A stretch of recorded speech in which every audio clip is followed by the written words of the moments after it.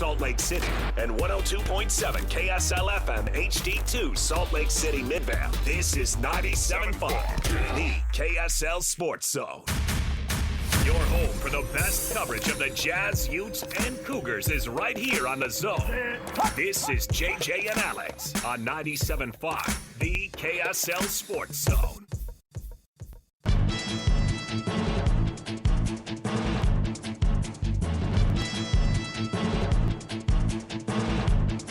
O'clock hour here. It's the 5 o'clock hour on JJ and Alex, 97.5, the KSL Sports Zone. And before we head off to a weekend, we've got some breaking news to share with you.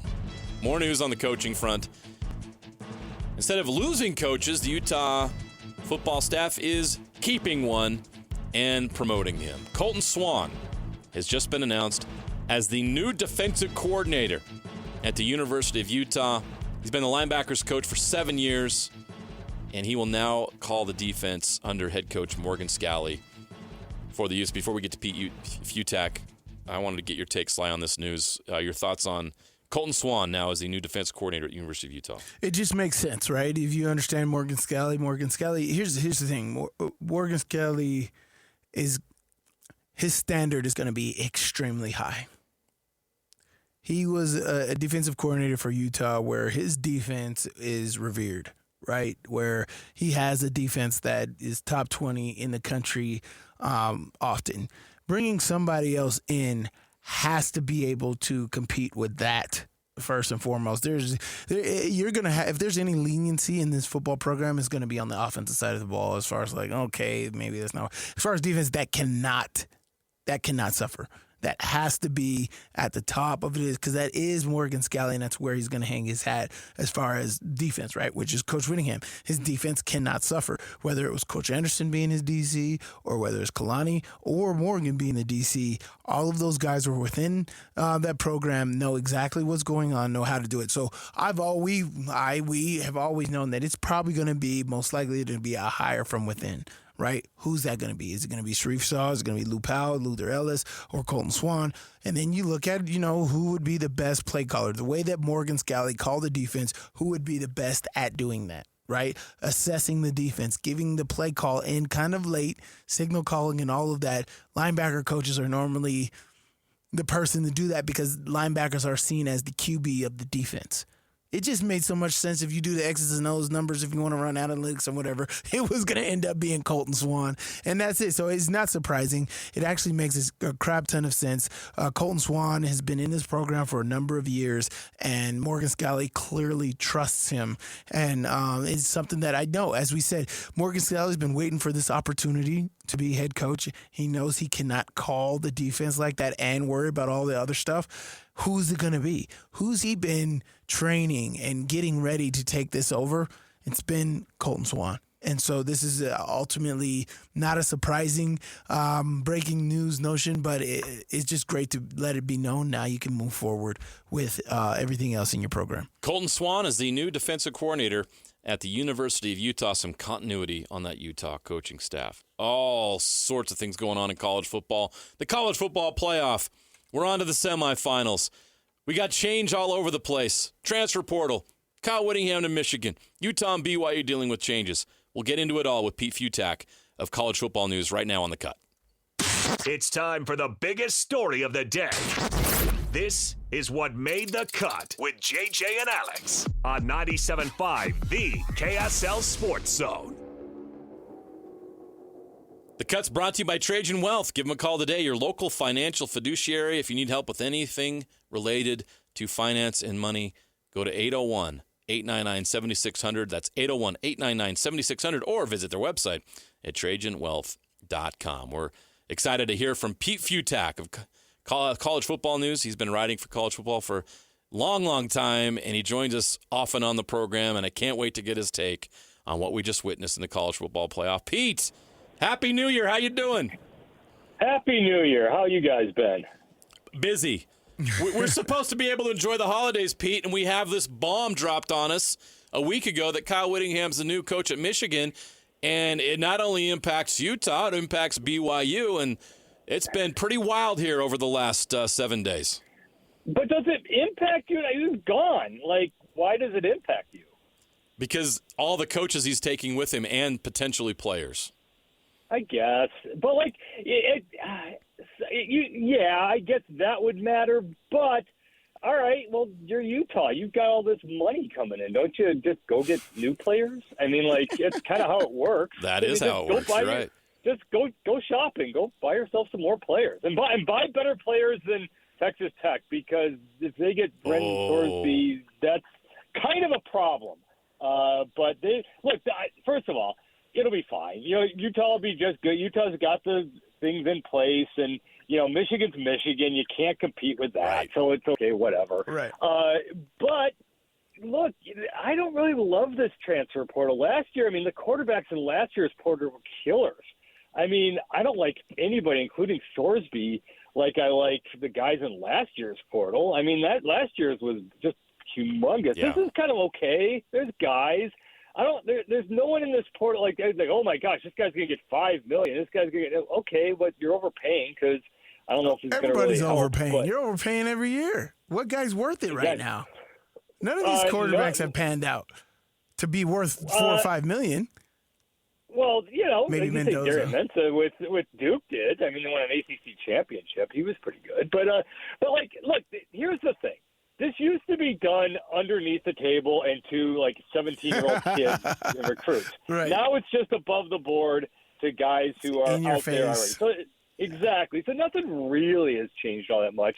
It just looks a little more, you know, not as much fun. It stinks. You know, if you've grown accustomed to some of these guys on your team and now they're gone, it's not very fun.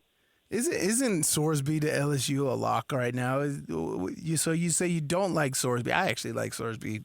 He's fine. Yeah, but he's fine. I'm with Pete because we saw him against BYU and Utah this year, and they made him look. I don't know.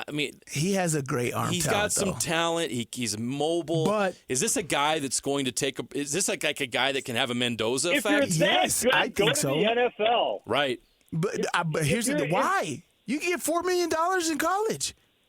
Because if you want to be, I like the Bill Parcells line. If you want to be in the league, be in the league. Like, what are you doing? Hey, like, Pete, I do not argue with you. I'm with you on that because I feel like I'm a little old school on it. But at the same time, these kids are making $3+ million and they don't have to sit. They're getting $3+ million in the air. And guess what? The NFL's not going nowhere. You can still do it. Well, unless you hurt yourself, Justin Herbert's making 55, so it's it's only going to get higher. Trevor Lawrence is making 54, isn't he? Yeah. You want to get to that second contract as soon as possible. But yeah, I get it, and actually that's more of an NBA thing because there literally is a cutoff in the NBA draft where it's like the 13th pick.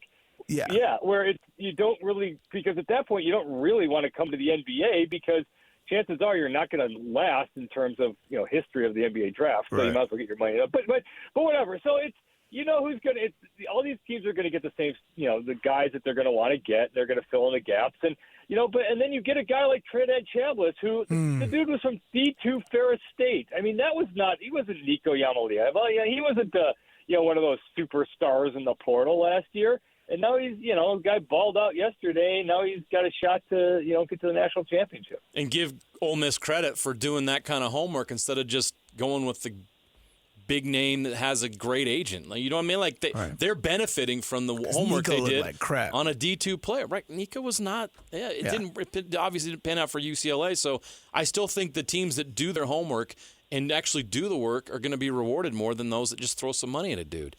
I actually kind of disagree. I think Nico's actually awesome. He just has nothing around him. Let's see what he does. Well, then it's a bad fit, right? The decision was terrible. But I said he looked terrible. $4 million ain't no bad fit. But see, that's fair. See, there we go. Why do I need to go to the league if I'm getting $4 million? This is all show business, son. Who cares how much you fits or not? But I get what you're saying. But like in terms of talent, like I mean. You know, and look, Lane Kiffin always got like 5 different guys, you know, in from the portal and from transfers, and he'd find the one who would fit and go from there. So it's a lot of luck, it's a lot of help. You know, is it the right guy at the right time? I mean, look, who are the best quarterbacks coming back next year? Probably Julian Sayin. He's, you know, I guess he was a transfer, but you know, okay, but that doesn't really count. He never really played for Alabama. You know, C.J. Carr was homegrown for Notre Dame. He's going to be a superstar next year. So. it's just kind of the way this all works now. And allegedly these guys are supposed to go to class to be college students, but okay. Yeah, I think we all know better than that. Speaking of entertainment, I thought that this round of games, the quarterfinals, were great. A lot of interesting storylines. I don't even know. Let's begin with Texas Tech, because as a Big 12 market here, I think we were all pretty stunned and disappointed with how poorly they played, especially on offense. Defense was fine. I think the defense gave them a chance, but that offense was putrid. How big of a negative impact can this be on the perception of the Big 12, the way Texas Tech no-showed on offense against Oregon? It depends on how Oregon does, because remember how these narratives get framed. First of all, the SEC isn't that good.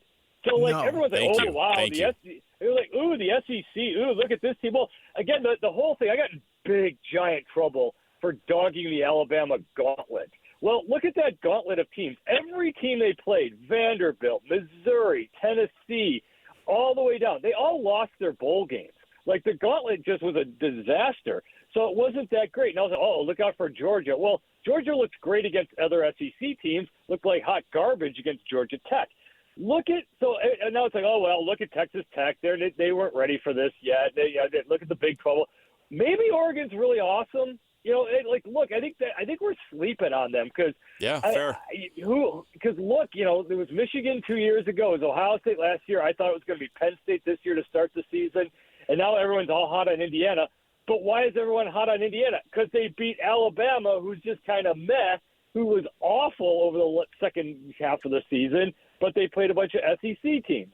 So now everyone's overrating Indiana, and maybe, just maybe, Oregon is that team. So if Oregon goes out there, beats Indiana, I think it's going to be Miami, they're the national championship. And also it's like, well, it's not Texas Tech's fault. They just lost the national champion maybe. That's fair. We build narratives after each and every game when that's probably not very wise. So do you think Oregon getting a second chance against Indiana on a neutral field, do you think they can get it done against Indiana, or is this Indiana team, is this none of us? I mean, this is one of the great stories in college football. If they're able to finish this off, you're right. I agree with you. Everything you said about Alabama, but my goodness, Pete, 38-3.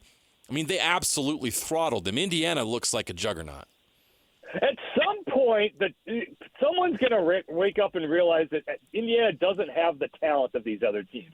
They are so well coached.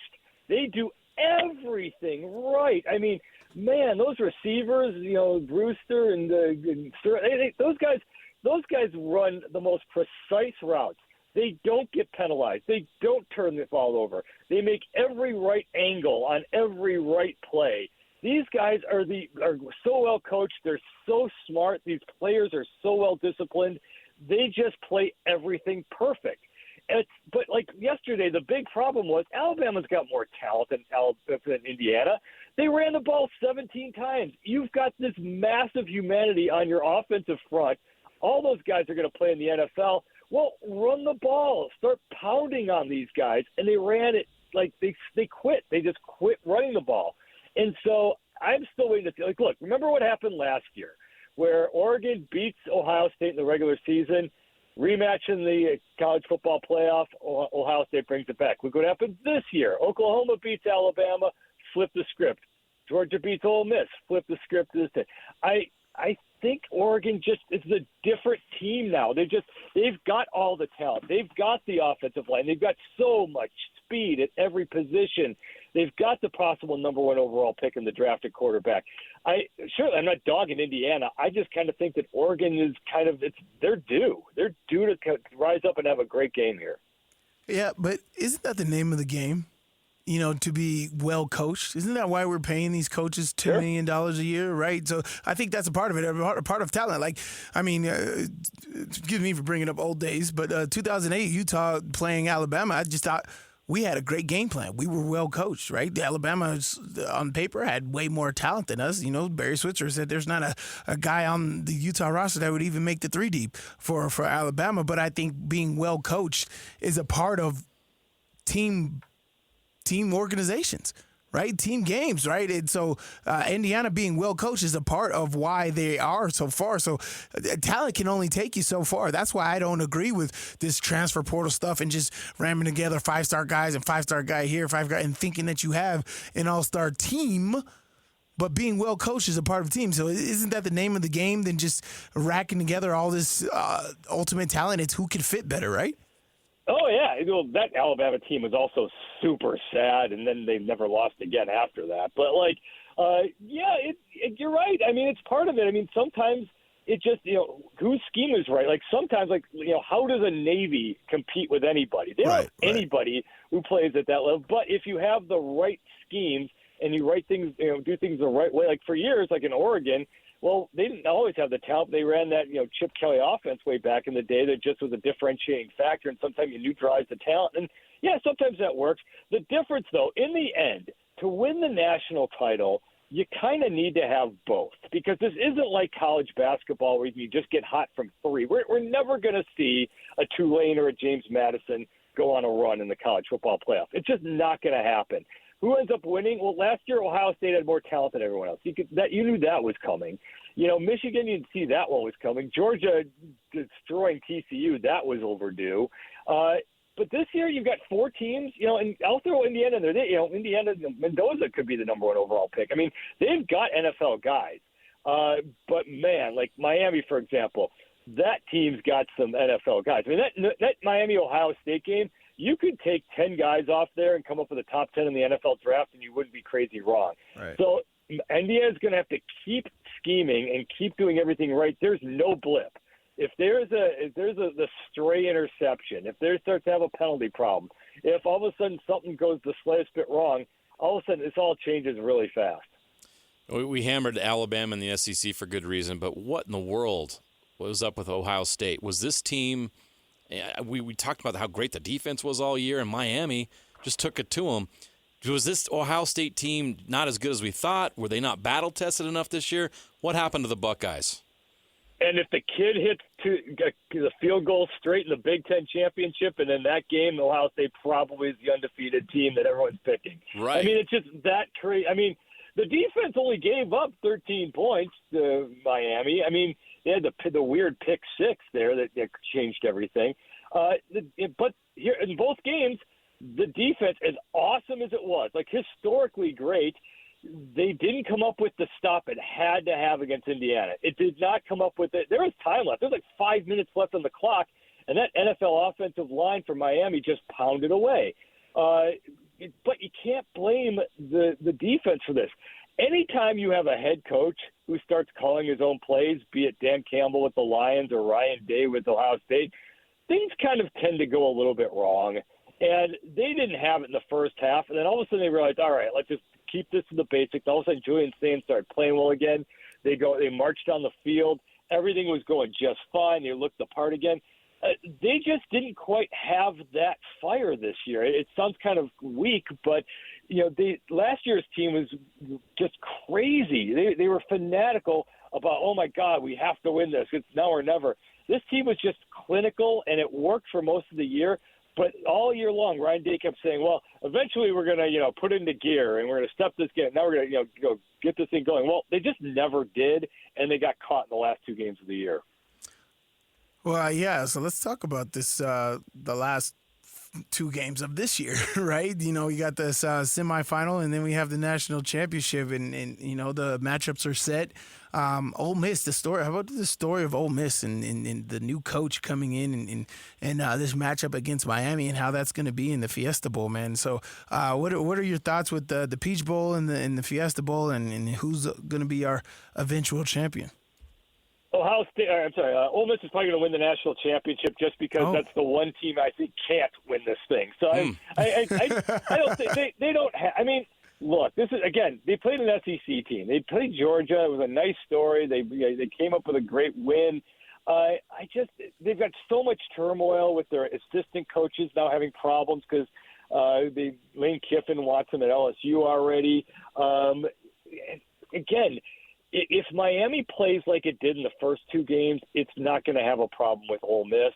But this is, look, the narrative writes itself. Miami playing the national championship at home, That would be kind of insane. But this team, they have the NFL talent. They have figured it out. Carson Beck's playing like the star he was supposed to be a couple of years ago. And again, those lines, those pass rushers, they're just crushing all. I mean, crushed Texas A&M, crushed Ohio State's offense. I think they'll be able to keep old Trinidad under wraps a little bit here. Yeah, that pass rush is elite. That's for sure. Teams of the first round bye now 1-7 in the 12-team playoff. Do you think that's something that's going to get changed this next round? It might, but first of all, last year, you had Boise State and Arizona State as 3-4.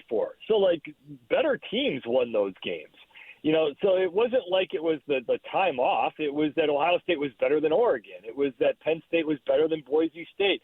This year, I don't. Indiana looks just fine, and plus I think Miami was just as good or have better than Ohio State, and certainly Oregon was the better team than Texas Tech, and you can't blame the time off for Georgia's loss. That was pretty dead even after the first thing. So I think it's just sort of a quirky thing that happened. In general, I know how coaches are, and they like the thought of they want to keep things going and continuity. I kind of am the bigger fan. Well, you figure that one out because the one thing you can't afford is an injury. And if you don't have to play and you get time off to get your guys all healed up and ready to go, that's probably the net positive compared to having to play an extra game. Real quick, your take on Kyle Whittingham being hired by Michigan. We'd love to get your outside perspective on that. I mean, it sounds great. It's Michigan, so they're going to have talent there, and they're going to run the ball well. If you can get the guys there and run the Kyle Whittingham style with defense and great line play and running and pound away and do all the things he did at Utah over the years when Utah was rocking, then yeah, absolutely. But this year was good. They didn't win the Big 12 title, and it was kind of a struggle for years before that. And that part of it was getting the quarterback situation right, so we've got to get that in place. So yeah, it should be interesting. He's an interesting hire. I'm not sold that this is all of a sudden going to make them better than Ohio State and Oregon and even maybe Penn State under Matt Campbell and USC with what they got with their recruiting class going forward. But all right, you can't really dog the hire because Whittingham's a made man, a Hall of Famer, and let's see what this guy can do if he's rejuvenated and can put this all together. But there's where the transfer portal has to kick in because it's not like there's a 5-year program here. He's coming in to tweak. There's no rebuild happening under Whittingham. There's still plenty of players in that cupboard. Yeah, he should have plenty of talent to work with. Pete Fiutak, college football writer for College Football News. Pete, always a pleasure. Thanks so much. We'll have to catch up with you after these semifinal games are played to get your take on that. Absolutely. Have a great one, guys. Happy New Year, Pete. That's good. Yeah, this is so crazy. There's so many thoughts around everything, man. This is an ever-moving thing, and what we say now can change here in March because of what happens. And yeah, it's definitely for the controversy. Maybe that was the goal of the NCAA. Let's just do nothing and just see how chaotic we can actually be. We like watching chaos. Hey, all of you out there, while you're driving home from work right now, what happens when there's an accident on the freeway? Everybody's noodle necking. Everybody looks. Everybody's noodle necking. Everybody watches. Even Alex. So what are we doing with college football right now? Do we love everything about it? Is it perfect? Are there some issues that need to be addressed? Sure. But are the games fun? Absolutely. Oh, yeah. The college football play, I mean, I was critical of the field that was picked, and you know what? Miami shut me up.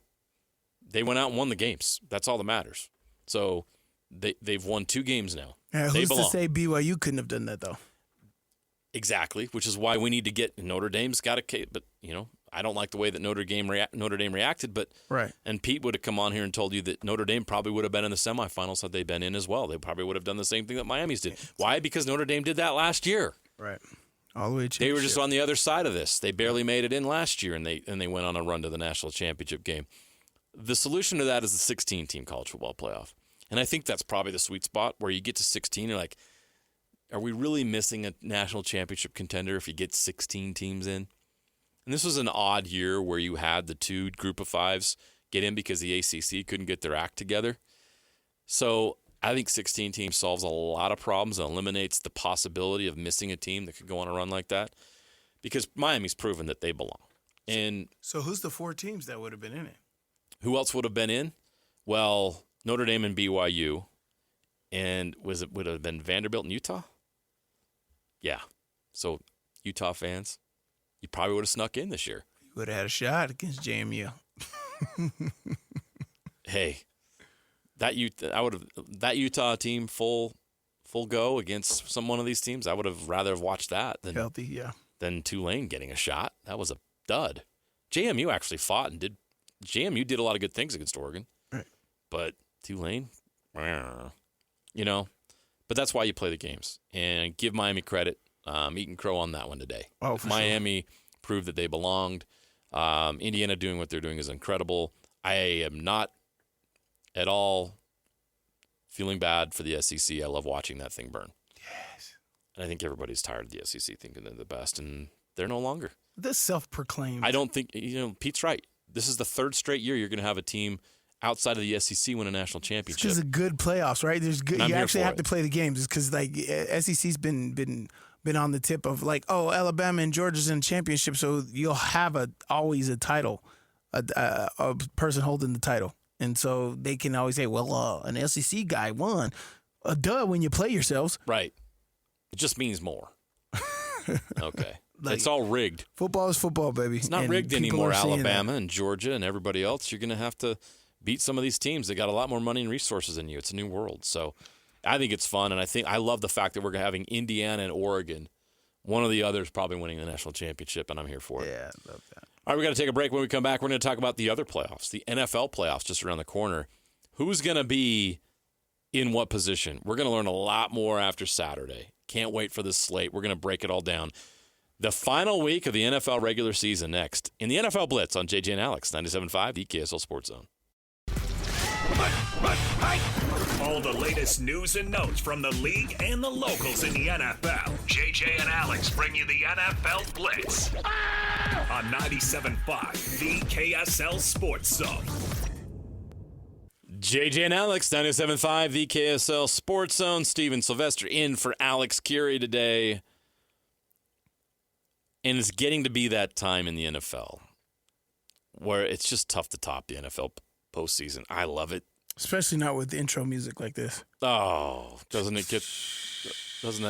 oh, yeah. Brings back memories. Everybody's playing video games in the hallway, and I'm just watching NFL films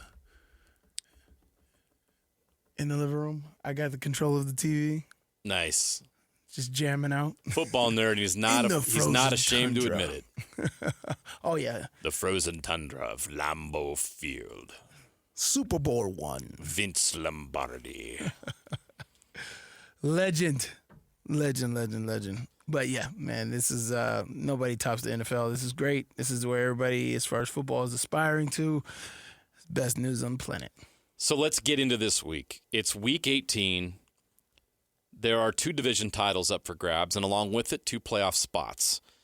And as far as the seeding goes, it is wide open. So Saturday, the Bucs host the Panthers at 2:30 p.m. Mountain Time. And then after that, the Seahawks and 49ers for not just the NFC West Championship, but for the number 1 overall seed in the NFC. How is it that the NFL does this every year? Can you beat that for drama? The last game of the season pits the 2 teams that can win the number 1 seed in the NFC, and they're facing each other, and it's for a division title. And it's in the stadium. It's going to host the Super Bowl. The storylines, the narratives, the drama. I love it. So, Sly, as you look at the Saturday slate, we'll get into some other key games, but I want to start with Saturday because then everything else will fall into place. Your thoughts on those 2 games? Who do you see coming away with the victories? I just still am shocked that the Panthers are even in it, let alone top of the division, and it's win it or lose it, right? It's totally in your control. The Panthers being in that scenario and not needing any help to make this happen, they just have to do what they have to do and make it happen is wild. It's wild, but I think the Buccaneers are starting to get healthy, and their playmakers, Mike Evans is back, and Baker Mayfield it's Baker time. It's playoff time. It's veteran time, man. 3,500 yards on the season. I got to give the edge to the Buccaneers, but man, am I happy to see the Panthers back in the mix and not just losing franchise that you're just talking negatively about all the time. So absolutely love that. But I got the Buccaneers in this one. But on Saturday, it's going to be crazy. The way the Niners played last week, man, you cannot miss that. You'll be like, these guys were in the Super Bowl last year. They are willing to literally be primed to do anything. Hate that Fred Warner's not there, so I got to go with the Seahawks in this one. I got the Seahawks lining this one up and taking it. Seattle Seahawks and Sam Darnold going 14-3. How about that? He did this at Minnesota last year, and they just let him go. And then he goes to Seattle. He does it again. I think he joins this elite group of quarterbacks who have ever won 13 or more games with multiple franchises. Peyton Manning's in that group. I mean, it's just, does he get any due? Does he get enough respect for what he's been able to do as a quarterback in this league? Are we finally going to say Sam Darnold's elite? Can we say that now comfortably? Nobody's going to. Keep hating. He's putting together his resume that you can't refute. Yeah. And how about the 49ers? Yeah.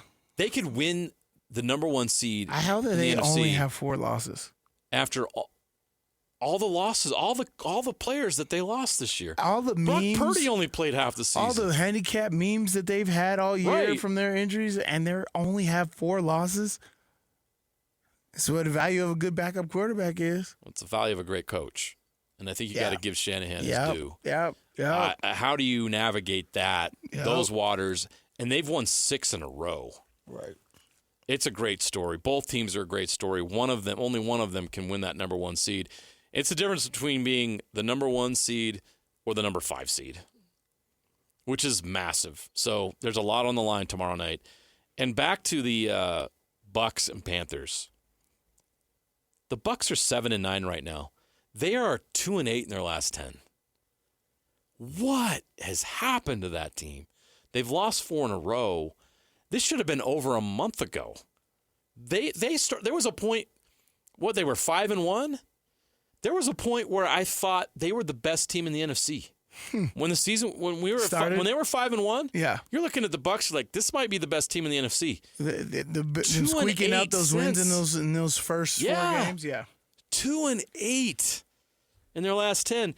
Here's the funny scenario: they could beat the Panthers on Saturday afternoon, and by the end of Sunday, still be out of the playoffs. Because if the Falcons also win, the Bucks are out on a tiebreaker, and the Panthers go to the playoffs.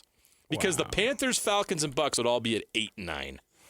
Talk about mediocrity. That division sucks. But somebody's got to win it. Always has been, too. And the funny thing is, whoever wins that division is hosting a playoff game. Here's the bad news for the Panthers. They're probably hosting the loser of that Seattle-San Francisco game. Good luck. Good luck to you. You don't think Christian McCaffrey would be highly motivated for that game against his old team? Is that Panthers? Oh, yeah. Oh, boy. Oh, boy. Yeah.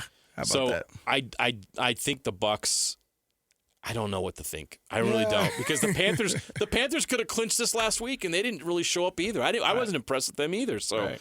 I mean, somebody's got to win it. But that 49ers-Seahawks game, I'm all over that. I'm going to watch every second of that game. Broncos-Chargers doesn't have the impact we thought it would. The Chargers, basically, they're basically conceding they're going to be the 7 seed. They're not going to start Justin Herbert. He's not going to play.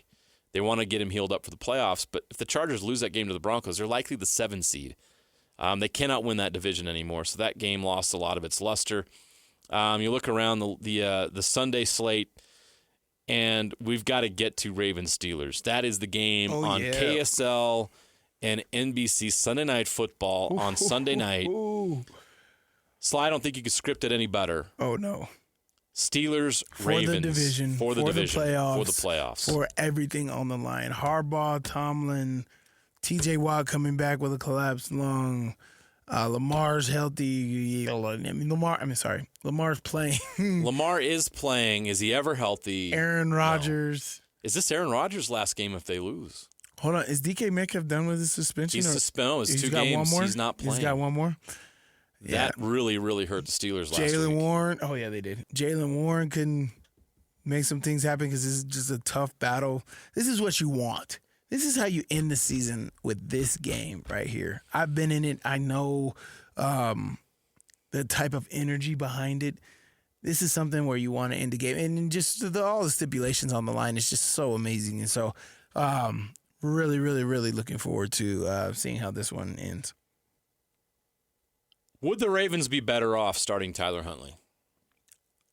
The way Lamar Jackson has played, absolutely. I would say yes. Tyler Huntley is throwing for 120 yards a game and playing way better than Lamar Jackson, who's $300 million in. And I think it has allowed them to really focus on getting the ball to Derrick Henry, who, by the way, felt like he had a quiet season because he didn't push for 2,000 yards this year. He did rush for 1,469 yards and 16 touchdowns this year. Derrick Henry had a quiet year with 1,469 yards rushing and 16 touchdowns. Last week's effort definitely helped out too. He was awesome.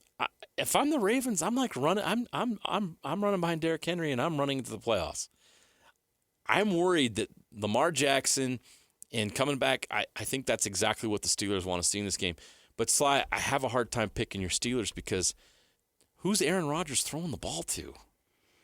But that's the thing. When you got a elite quarterback play, it shouldn't matter, right? You shouldn't need your number one receiver. You got tons of others. But is Aaron Rodgers still elite? That is the question. This is a big moment. This is a big moment for Aaron Rodgers. I think he can still lead the charge, but for me, it's a lot of different things, right? And I know you missed your DK Metcalf, but I loved when they go to their 3 tight end set with Darnell Washington, Pat Freiermuth, and forgetting who the other tight end is, Jonnu Smith. But you got your Calvin Austins who can come up with a game or two, or even Scotty Miller. I loved when he was with Tom Brady and the things that he was able to do. But this Roman Wilson, the guy from Michigan, I think that he's a guy who could be a game breaker, right? He doesn't do it often, but he's a guy who can step up in the moment, and these are moments. And honestly, if I can be totally honest, these games don't ever go like that to where a number one receiver is necessary. That's fair. These games never go like that. But a running game is black and blue. You're right. A running game, black and blue is exactly how it is. A running game is. So now you got Jaylen Warren and Kevin Gainwell versus Derrick Henry. Fair. Right? That's how these games go. And so, and then, of course, who can make a play at the end? Is the veteran quarterback in Aaron Rodgers going to make it happen against whoever the Ravens quarterback is going to be? So Lamar Jackson back for the Ravens. TJ Watt back for the Steelers after that punctured lung situation. This is going to be an interesting game because I think the fallout for the loser is going to be enormous. Oh. The winner will basically say, hey, we got up in the playoffs. It's going to be heads are rolling, hot seat stuff. Can you imagine Tomlin or Harbaugh not being there next year? Right. I think that could be the fallout from this game to the loser. This game is massive. I don't think there's been a more massive Week 18 game in this league that could impact two of the highest notable franchises in this league when it comes to head coaches, when it comes to their quarterbacks. This game has massive implications, not just for the playoffs, but for the future of both of those franchises. Can't wait to watch all the drama on Saturday and Sunday. Week 18 of the NFL will not disappoint. And then we're going to get into the playoffs, and it's going to get even better. The NFL is king, and we are going to be watching. We're going to take a break. When we come back, we'll wrap up this with the best and worst next on JJ and Alex, 97.5, the KSL Sports Zone. Wrapping up the hour with our picks for the best and worst moments on today's show. As JJ and Alex want to hear your best and worst of the day. Welcome back. Best and Worst is brought to you by Doug Smith Dealerships, Dodge, Ram, Chevrolet, Subaru, Kia in Linden, and now Mitsubishi in American Fork. Before we get to the break here, we wanted to play a cut from Gary Anderson, who appeared on Hanson Scotty today and announced that he's staying at BYU, but he also dropped a little nugget that we want to play. Let's just play it first, and then I want to get Sly's reaction to it. We do have one problem, Coach, and that is Kyle Whittingham leaves for Michigan. He takes a lot of Utah personnel And those guys know that Utah is a hotbed for recruiting. So what do we got to do to stabilize this state and make sure Michigan doesn't come sneaking in along with everybody else that knows now that this talent is great? Because, Coach, this state is a hotbed for some of the best football talent in the country. Cat's out of the bag now. The cat's out of the bag, and they're taking that knowledge with them. Yeah, well, maybe we should blame Utah for pissing Kyle off. I don't know. There you go. I don't know. It would have never happened. So it might not have happened. He might have just gone over and, played a little tennis or pickleball and rode his motorcycle and skied. But I texted him yesterday and I told him, I can't wait till they go tell you, hey, let's go skiing today, and you're going to go see that molehill out there in the middle of Michigan. It's not even a bunny hill here. So have fun with that. Take you out to Lake Huron. Yeah. But no, without a doubt, I mean, there's some opportunities out there. And Utah's there's great high school coaches here. Just watch it. I mean, the high school programs have gotten better and better and better. The off-season training programs are better. So there's going to be high-level kids that are out there playing. There's some great athletes. So you got to continually fight through it. You got to I really don't believe this. I don't think Michigan's going to walk in here and take 3 or 4 kids a year from the state of Utah. I don't think that they need to. I think they need to stay in their own state, in their own area. And, I thought that when I was at Wisconsin, I was like, we're going to come in and take, 5 or 6 kids a year. But we kind of had the same kids in our own backyard because there's really good high school football at Wisconsin too. So sure, there'll probably be some fights every year, just like there is and I'm sure it's going to be the same guys. It might be Wisconsin.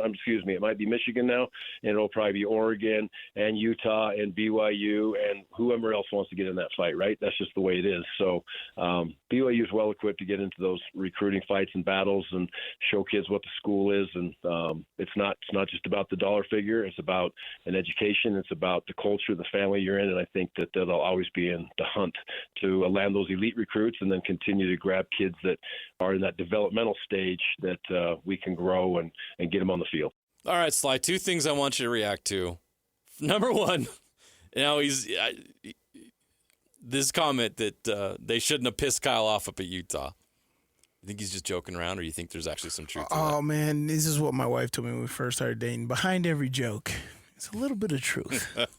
Yeah. Right? And so that's how I take that. One, he's speaking truth, right? It's like when you're going to an area, how important is it to recruit locally, right? And so I think there's going to be a lot of local Michigan talent, but at the end of the day, Kyle's going to go with what he knows. Just like he got this coaching staff over there, the coaches that he brought to him have recruiting footprints in certain places. So just because they're wearing a different logo on their polo does not mean that they're not going to take those same relationships with those high school coaching staffs and with those players that have seen them before and get those to those new destinations, right? And so what they're going to preach is kind of culture, and this is what we want to do. We want to win. They're going to preach Signetti, right? Yeah. I win, right? Yeah. I put great football players together. I put guys into the NFL. I develop guys. I make sure you get the best out of what we're going to get, and we're going to compete, and we're going to be at the highest stage doing it.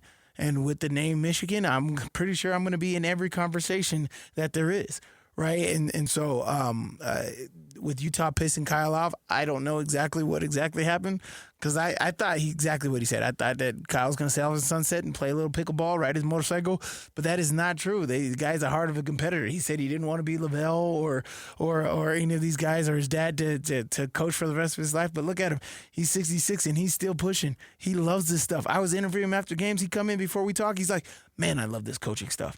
I'm like, man, what are you going to do? What is it? What do you want to do? And so I understand business. It is what it is. But this is just a situation and everybody's got to deal with it, whatever it is. As he said there, which I really liked as a competitor, he said BYU is equipped to get into these recruiting fights. We know the conversation that we need to have. So if you're a fan or you're the University of Utah or whatever, just be prepared to get in these recruiting fights with Kyle Whittingham. Simple as that. What about the grandkids, Kyle? Hey, man. I thought you were going to go hang out with the grandkids. Hey, grandkids don't listen, no way. All I got is candy for you. You can come into my Michigan office. I got tons of candy, and everybody else can get it, man. So grandkids will be there. Kyle Whittingham was going to hang out with the grandkids. He was going to play pickleball. Everything would be fine. What's better? No change is going to happen. What's better if I can go to kindergarten? All these players would still be at Utah and BYU, not in the portal, but Somebody up at the Hill had to piss off Kyle. Who is it? Who did it? What's better to say that I'm going to kindergarten and say my grandpa is the head coach at Michigan? Who else can say that? What's a better show off than that? My grandpa is the head coach, and he's going to Natty's or in the CFP or whatever. That's the narrative of show and tell that I'm bringing into every week.